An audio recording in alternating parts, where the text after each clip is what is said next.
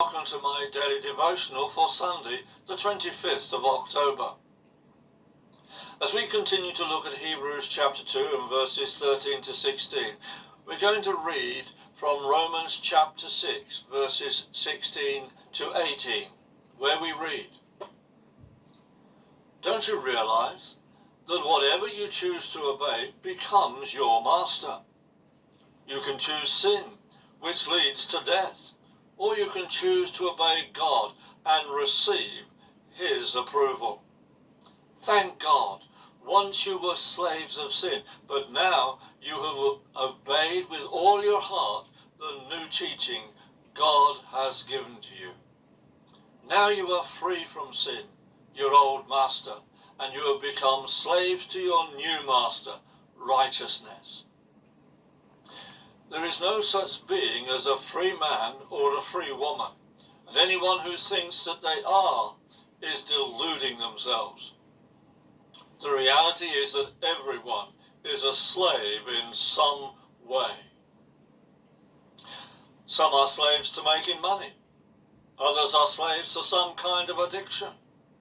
There are those who are slaves to pleasure, whereas others are slaves to some philosophical idea. Let's see what we read earlier tells us what God has to say about slavery. God's word is very clear in telling us that we are all slaves and that there are only two masters.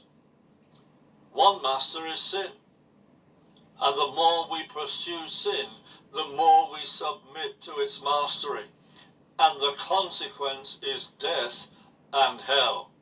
Total and eternal separation from God. The other master is the righteousness of Jesus.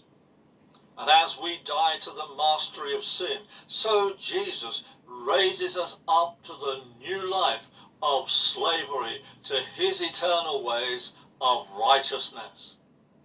The consequence of slavery to righteousness is to share in His life, in His presence for all eternity.